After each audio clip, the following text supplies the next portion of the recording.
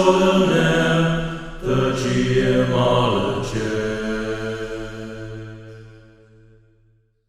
Hello, everyone, and welcome to the GMologist Presents. And in this show, well, it's relatively short. We'll see how long I ramble, but I'm probably not going to ramble so much because I'm already talking to Amy later in the segment. But what we do have is a call from Menyon, aka Rob, or is it Rob, aka Menyon, of Confessions of a Wee Timorous Bushi. And he calls in about comments from the last few shows. I will answer him, and then we'll hear Amy ask me about Free RPG Day. And kind of that's about it. But I hope you enjoy the show, and I don't think there's anything else except let's hear from Rob.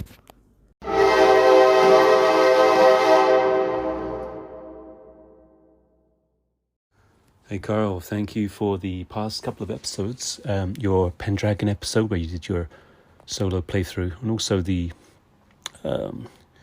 overviews of your most recent games. Particularly I'm thinking of Traveller and Twilight 2000.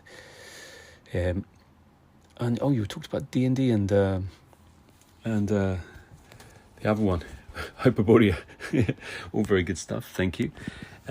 Yeah, I'm a big fan of Pendragon. I think I had the 3rd edition, and having heard what Jason said about the new edition, I was a little surprised because I'm pretty sure the 3rd edition was fairly self-contained. They had the combat, the battle rules, and I think you could make characters from several different backgrounds, not just the Cymru, Cymru. So that's interesting.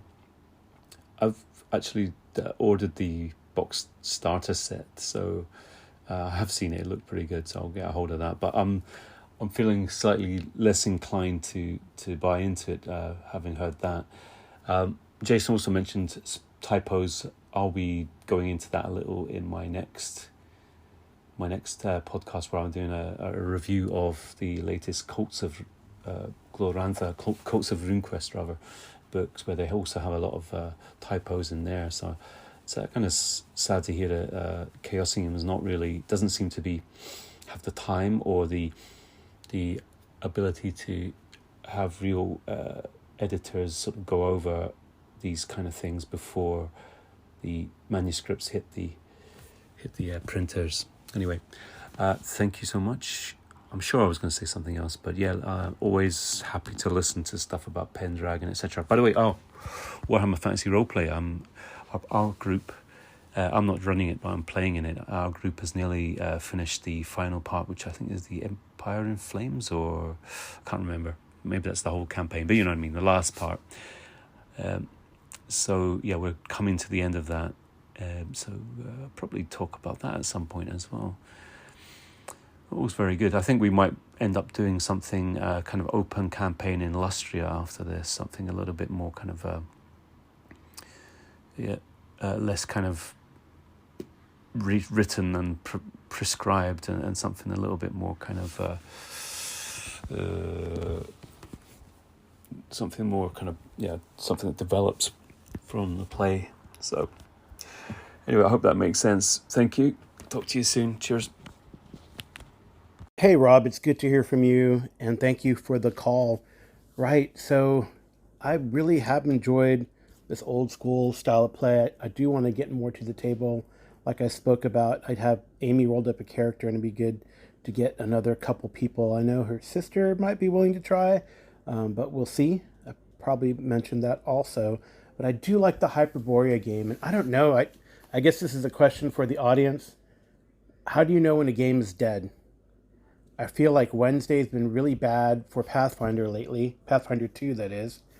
Our ongoing Pathfinder 2 Bloodlords is great, but that's the home group. That might be an exception. But Pathfinder 2, we were running Abomination Vaults, and then we started doing Kingmaker. And Abomination Vaults we haven't met, I would say, in like 2 months, maybe longer. Wednesday seems really bad for one reason or another. And Kingmaker about 2 months, and I was like, and we were gonna make Kingmaker this week, but stuff happened also. So I said, hey, I'm gonna jump on to Down and Out in Fort Thunder and someone joined me to help go over some bookkeeping, the remnants of the North Texas RPG Con game, and we did all that, identified magic items, which is always fun for me. So I thought that was cool. So maybe I'll give Kingmaker another try, but I think it's going to be Kingmaker down and out in Fort Thunder, Kingmaker at down and out in Fort Thunder type of thing, and rotate back and forth with that. And I know we had like first, third, and fifth for Kingmaker, but maybe I'll just do every other week because that's a little easier. Stay tuned. I mean, I don't know. I really do like Pendragon, and I've been in it since I think like you, maybe the Blue Book, where they had the Blue Book with, I think that was third edition. And then they had Knights Adventurous, so you could make characters from all over. And I feel like in 5.2, I ordered the Book of Sires, and it has like a very similar treatment. I feel like the fourth edition one had it all in one book, right? They put Knights Adventurous and the CRB together, and that really worked. That's a cover where I think Arthur is being knighted in Stonehenge or something like that. And then yeah, but I have like the Boy King from the third edition, and then the Great Pendragon campaign. I think that's revised for fifth edition. I have it as a PDF, but I don't feel like I need to buy it again. I have the PDF and then the main Boy King as a reference, and I have a lot of the old third edition material, and it's not going to be hard to convert. Just if we're going to sixth edition, because that what people can get probably. So, or I guess maybe they can still get 5 stuff. But there's some changes in some of the passion names are different. There's some different passions, or I know honor is more malleable than it's been in my recollection. And there's like station is a passion. So how much you care about your place as a knight or not. Honor is there, of course. They have devotion versus love. So it's kind of adoration, or that is adoration. Loyalty and devotion are different, and adoration and love are different. So, and then they've changed some of the skill names, put some skills together, and changed some of the skill names for the weapons and the different uses. So it's not great sword and long sword, it's now sword, for example. And then there's short hafted and long hafted, something like that. And then lance is now charge. So that I think encompasses both use of lance in the charge and lance from the back of a horse or something like that. Maybe not. I'm not quite sure. I still haven't delved into it. I did pick up the Grey Knight, the Grey Knight, however, and I actually do like it. I like what they've done in this edition of it, and I haven't noticed or any glaring typos, at least so far. Maybe there might be. And I think in this movie, the adventure is different. I mean, it's a homage to Larry DiTilio, who did the original one, and also did the original Mask of Nyarlathotep. So yeah, it's a really good adventure. It's a tough adventure, and really, I would say player characters have to be buying in to Pendragon and the vibe of Pendragon in order to succeed, I would say. I don't know. I think it's less. I mean, Pendragon in and of itself, I don't know if you agree or not, Rob, is kind of a railroad because you are expected to play a knight and a good knight at that. Now, they do differentiate between being a good Christian knight and a good pagan knight because those two traditions are kind of coexist in a way. There are other religions as well that come up, or were at least in some of the other editions. And then you're meant to be chivalrous because that's the ideal of Arthur and the Round Table. I guess you can be dastardly, but you'll get into fights all the time and lose a lot of honor since, like I said, it seems to be more malleable. But anyway, yeah, I don't know. I would like to delve into RuneQuest more. Apologies that I have not. I really have a lot of it. I was collecting it for a while, and I was going to run like an adventure, the Ducks adventure. Well, they're not ducks, but they're called something else. But that just never materialized. Yeah, and Warhammer Fantasy, I think, is going well. We are almost done with Horned Rat. And I think, like yourself, I think we're going to jump into something Lustria related. Though I know some players like, well, I want to play the skink. I don't know. I did toy with the idea of jumping into some of the earlier Warhammer products. I think second edition might have something on it, or even jumping into and adapting from the tabletop from Warhammer Fantasy Battle. You could adapt lizard men to that, and I would rather have like an all lizard men party than a bunch of non lizard men with like a skink, because I think the skink is kind of, it might break it a little bit, and the player just wants to play it because of the brokenness. Maybe, I'm not sure, but I would not. I mean, to me, it doesn't really make sense. But whatever. I know that some of the other players, like, who are big into the Warhammer lore, like, that doesn't make sense. I don't think it's a good idea. So we'll see. We'll see how that goes. But I do like the idea of Lustria, though I don't know if I'd have them start from Marienburg or like in Nordland or something. So yeah, it'd be kind of neat to see how that goes. They do have nice products. I mean, they have really, I think that's kind of cool. So aside from the Enemy Within, I mean, they really have done, and then they did like some of the classic adventures, Rough Night at the Three Feathers. I think the fourth edition, they really dove into the Ubersreich stuff, and they put that in the context of what's going on in the Enemy Within. But then they were doing other places that haven't been really explored. While Altworf and Middenheim have, of course, they did Salzamund and Nordland in a way, and then they did like Sea of Claws, Lustria. I think that's pretty fascinating. So maybe they'll do, and then the Archives of the Empire are delving into, like, say, the mercenary companies, ogres, things like that. So I think it's pretty good line, and I hope it continues. Anyway, that's probably more than you needed to hear as a response, Rob. But keep on gaming, and I hope to talk to you soon. Let's chat some Pendragon or RuneQuest.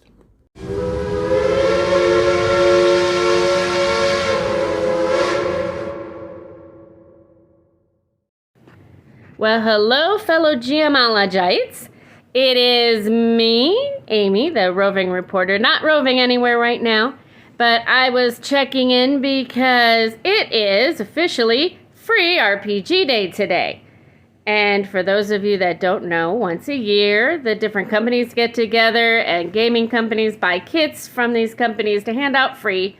I believe the purpose behind it was to encourage people to try RPG games and make it kind of a family affair.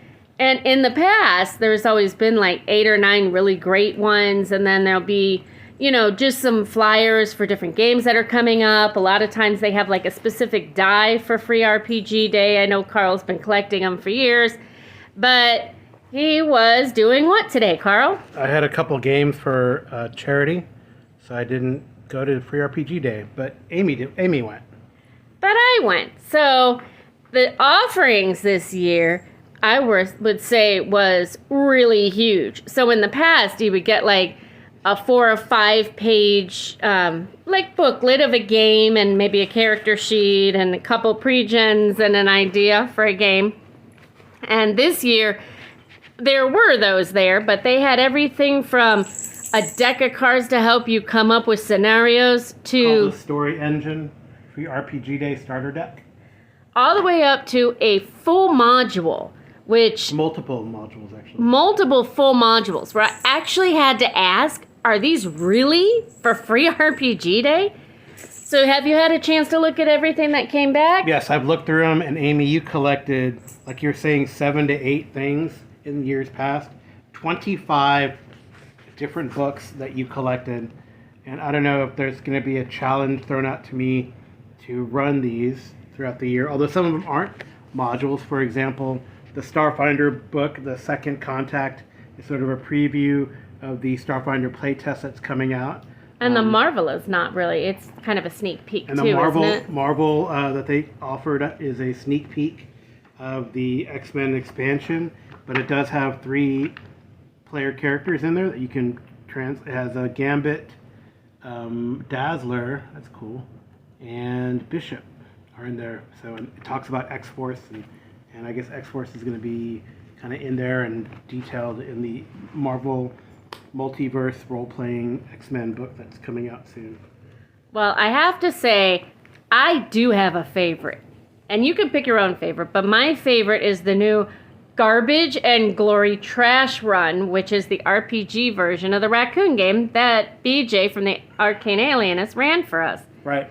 Yeah, so it's it's going to be a full-on, this right here that they're offering for Garbage and Glory is a quick start for the +1 system, and it has 6 ready-to-play raccoon adventures and a full adventure called Beyond the Sewer Gate. So it's going to be, it's going to be a role-playing game where you play raccoons or maybe other creatures and go on adventures like trash runs. So it's pretty cool, and I guess it is going to be a riff off the Trash Run, I guess, board game pseudo RPG that the Arcane Alienist ran for us. BJ did. Which was a lot of fun. We'll have to revisit that someday because I think you can still play like cockroaches and other kind of insects and animals that you would find in a garbage dump. Yeah, I think that Kickstarter is coming soon. I think that's what I read somewhere in here. Well, the artwork in it is amazing. I love the raccoon with the thimble on his head, and he's created like literally a sword out of trash to be his weapon. But I mean, definitely worth it. If you have a chance, you can go look it up.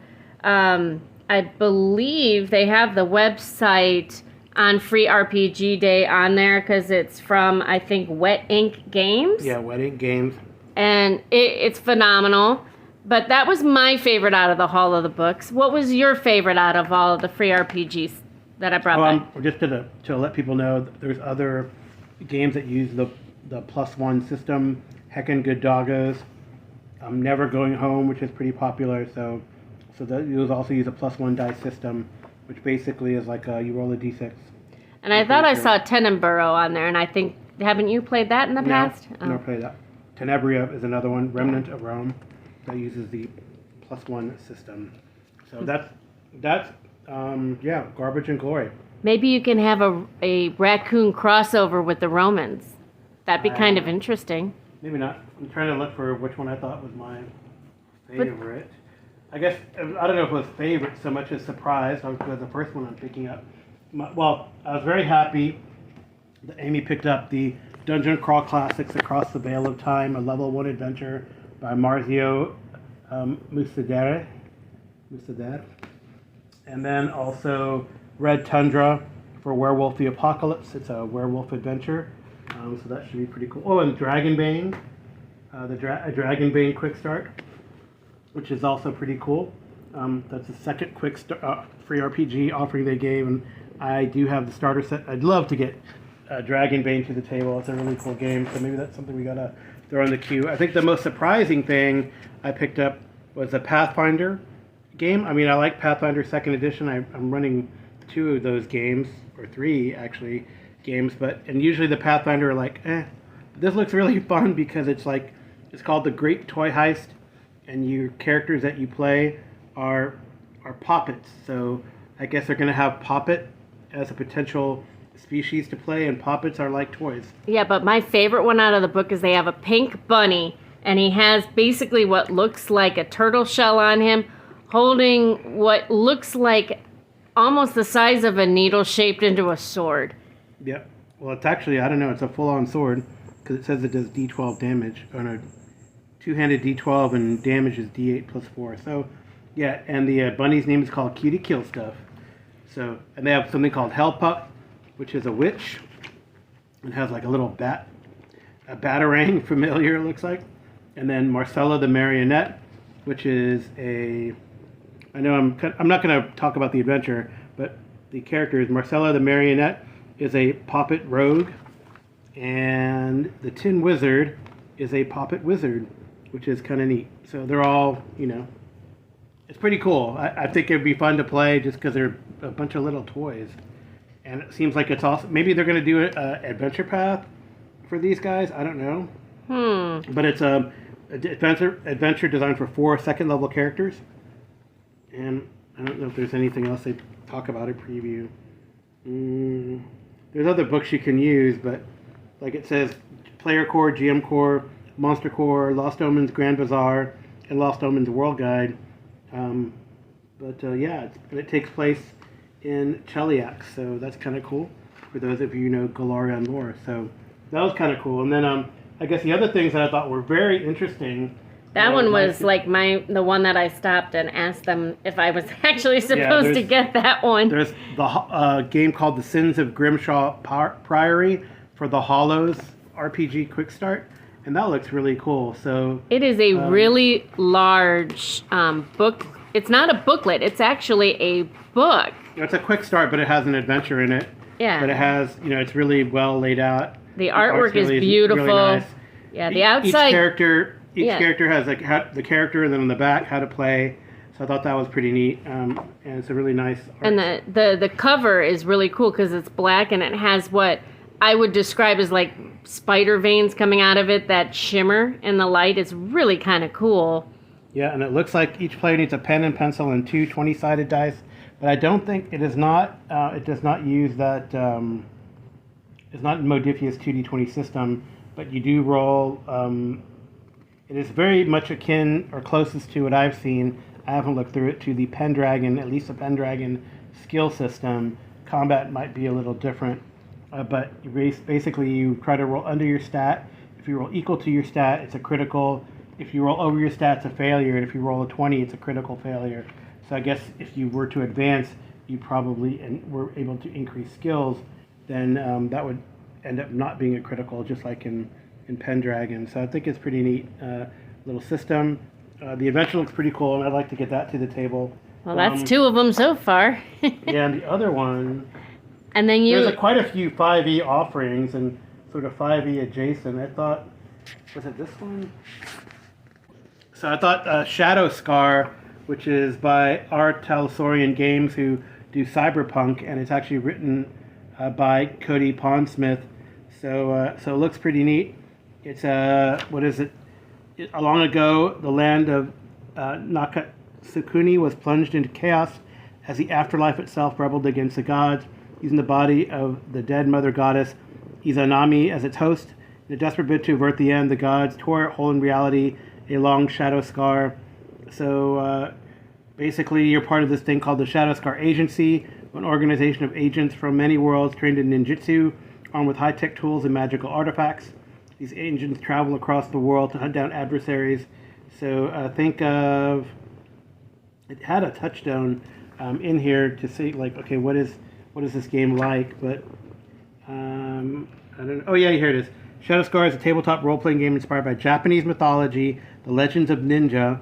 There you go, Joe Salvador. Not that you listen to this podcast. Anime like Full Metal Alchemist, and stories of secret agents like Men in Black. So it looks pretty cool. I think it uses a simple-ish system, if I recall correctly. I was reading, I think it's like you roll a pool of dice and you try to get successes, and successes are on a 6 or better. You have to get a number of successes to succeed at the task. So I think, I want to know if there's anything else.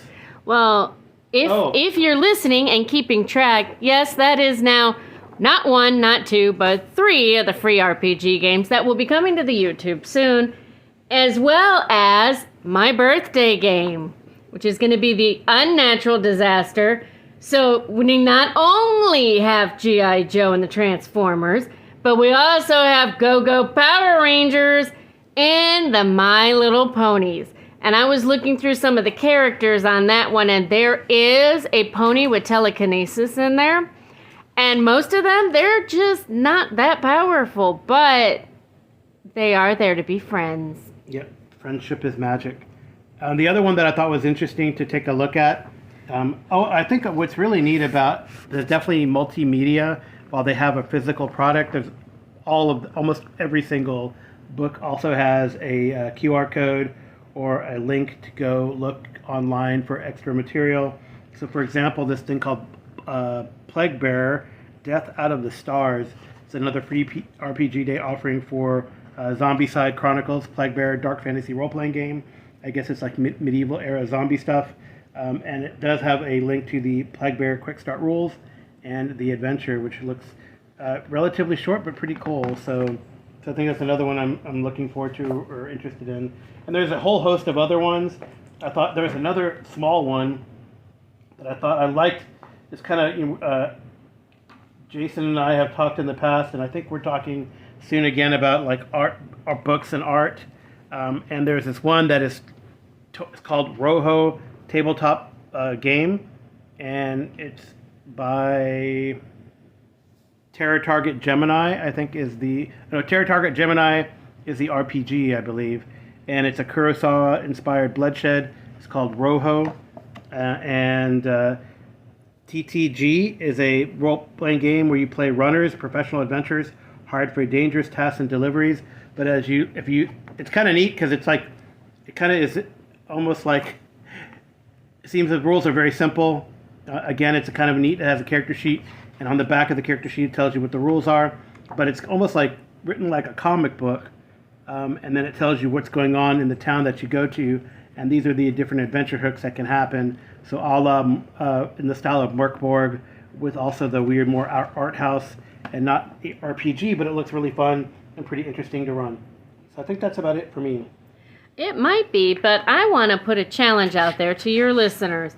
Now that they've heard some of the tidbits, I encourage them to go to the Free RPG website, look at the games that were there, and then call in with which ones they want us to put on the YouTube that they'd be most interested in seeing. Are they most interested in the Red Tundra Werewolf? Red Tundra Werewolf I'm probably going to use with the home group because we're supposed to run Werewolf. But I would like to get like Dragonbane. The Rojo looks really cool. Right, but definitely these are very much like a one-shot type. So it's really But you were also going to talk about the deck of cards. Yeah, well, I did kind of briefly talk about the deck of cards, and I thought it was really neat. So look up the Story Engine starter deck. This is the starter deck, but you can create instant adventure hooks with this sample starter deck. I'm sure there's a bigger starter deck, and I wonder if BJ kind of threw this stuff at me while we were at North Texas RPG Con. But it's kind of a neat BJ, you'll have to call in and tell us. Did you talk about this? He did. I don't know if he used this system, but he had like a deck of cards, and we came up with an adventure. So I thought that was kind of neat. So there you go. That's Free RPG Day in a nutshell. Oh, but there's something else you have. No, I know, but it's not. Don't we have something that we need to do an unboxing? Not really. I already unboxed it. Well, you opened the envelope, so Yeah. what is it? So I guess I'm trying to catch up on my subscription to Pathfinder, the adventure path. And I got the Wardens of the Wildwood, Shepherd of Decay, which is actually number 3. I think numbers 1 and 2 are in the mail. So it's they're doing these 3-part adventure paths now. They're not doing the 6-part adventure paths that they used to do. But this could be interesting. I don't know. I don't know what it's about. I really don't. Verduran Forest. Well, we'll have Demigod to... of Decay. Oh, this is for 11 to 13th level characters. So the other ones must be like pretty. It must start after first level. So that's pretty interesting. Cynthia would like that. When Cynthia No, she doesn't like Pathfinder. Well, she doesn't like Pathfinder, but she doesn't like I don't like games that always start with first level, and then people titter out and they don't want to play after the second level because their characters can't do anything. So... Well, but they just got to stay the course. That's my feeling on that. I know, but we all have short attention spans. But anyways, thanks for listening, guys. And that was your wrap up for Free RPG Day. Again, call in and tell us, did you go to Free RPG Day? Which games did you get? Which were your favorites? And what surprised you? Yep. Because this year, at least at our local gaming store, they didn't really get in the dies that you used to get for Free RPG Day. Even though on the website it said they were supposed to be red and black and white, they didn't even get them in. Instead, they got in 1 to 4 sets the store got in of the Dungeons and Dragons full dice set. So it was pretty cool. But anyways, thanks for listening. For her trouble. Yes, they gave me a dice bag this time. But anyways, guys, thanks for listening, and we'll talk to you soon. Good night and good rolling.